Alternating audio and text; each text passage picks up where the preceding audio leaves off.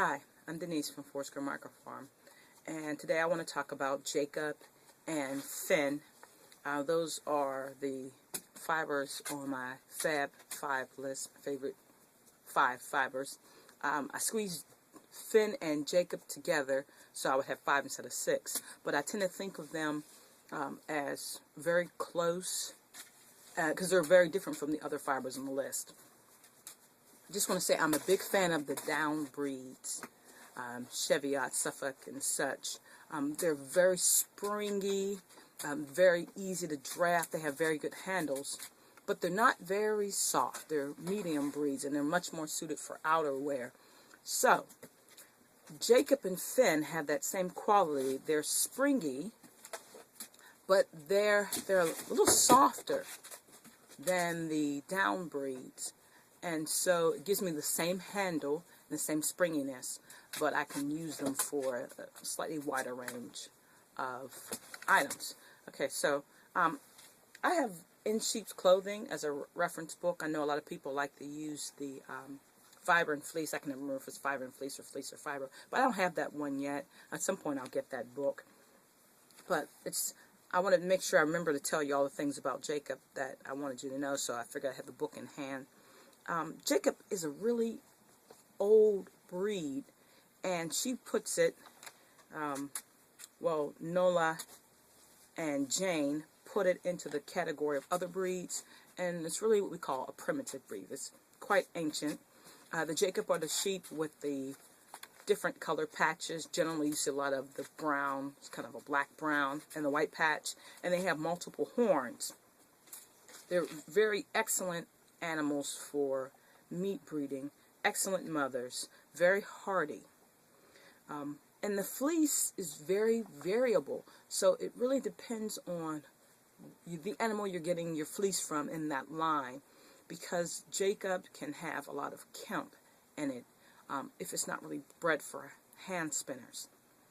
So you just want to find a fleece that is what you want, and you kind of stick with it, because it's a grab bag. You never know what you're going to get. There's such a wide range in the breed. And so mostly, for me, I get a lot of fleece, and I don't have a lot of the color. It seems like I get a lot of brown fleece with very little white, or I get a lot of white fleece with very little brown. If you get kind of an even mix, then you can, you can really card them together, and they make a really nice gray. Or you can just get gray Jacob. Okay, anyway, it's an open fleece, lofty and semi-lustrous. I like the way they describe that, semi-lustrous. It usually has a silky handle to it, which is really why I love it. The crimp is moderate, and of course it depends on the breeding of the animal and the place you get it. Where on the body you get it from depends on how much crimp. So it's variable, very variable. Okay.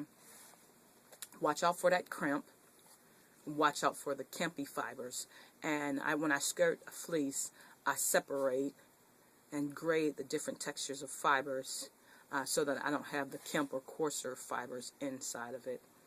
Unless I'm planning on making something like gloves, where it doesn't matter.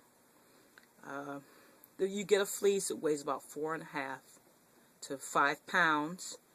It's in the 26 to 33 micron range. Like I said, it's very variable. You can get some pretty soft Jacob at 26 microns, and you get some harsher fleece that's in the 30s. Staple length is 3 to 6 inches. Usually, a lot of it I get is about 3 to 4 inches, which is just at my threshold for fleece. But Jacob is so crimpy, I don't really mind that it's a little shorter than what I usually spin. And for me, a lot of the fleece I've gotten is really heavy grease fleece. So a lot of times I will spin my fibers not completely scoured.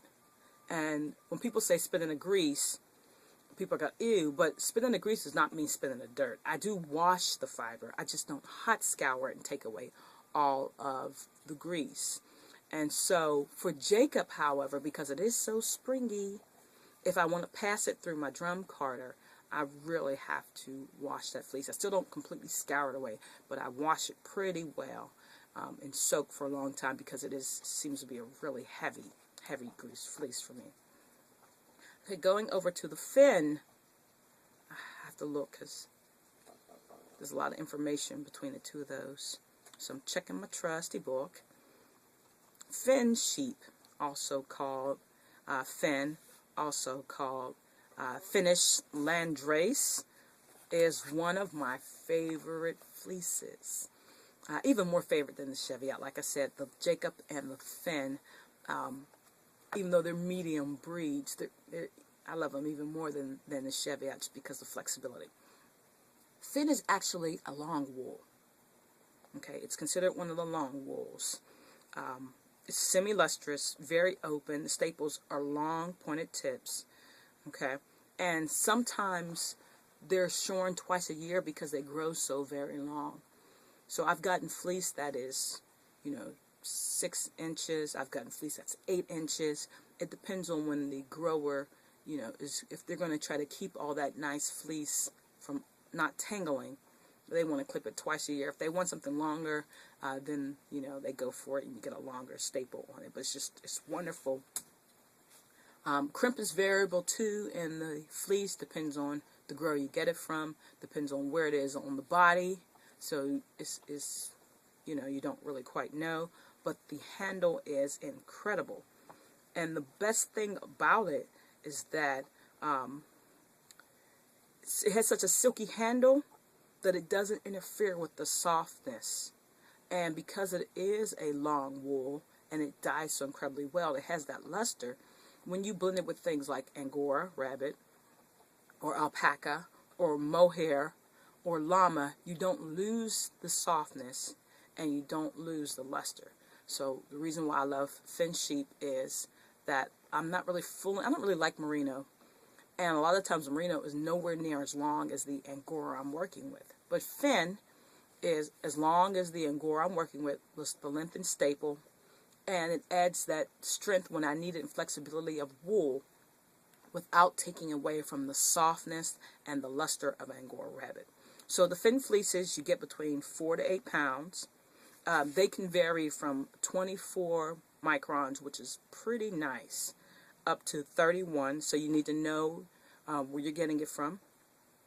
Staple length 3 to 6 inches or longer depending on the grower and when they're clipping that coat. And it's just such a wonderful fiber.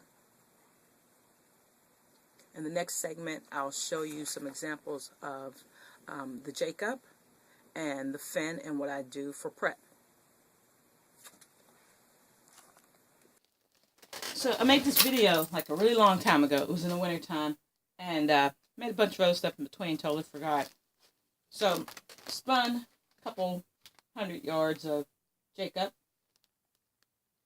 and this time I had 2 different batches of Jacob. I had the brown, and a lot of times when I get the brown, I never have enough white in it to make a nice gray or mix. So I just go ahead and separate the colors.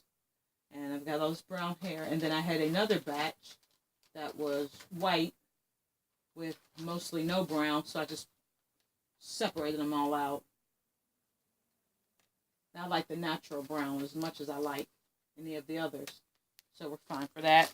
And then I have some carded Jacob. Some of that dyed already.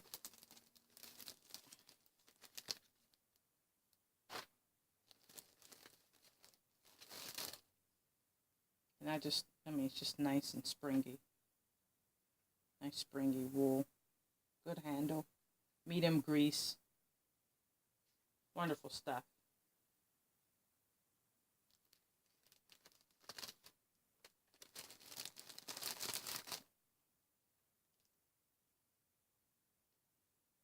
Let's make sure you can see that. Okay, good.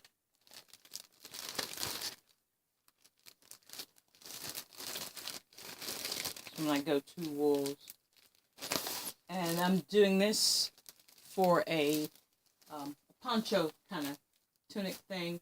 Oh, this goes in here. So you're going to see that in some video soon because it's going on my loom and I already have half of it warped. Okay, and so this is the Finn,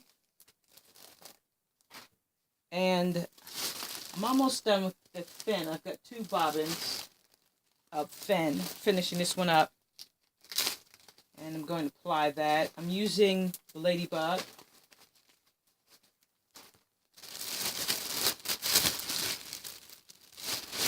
And this fin, I'd say the staple length on this is about 4 to 5 inches maybe.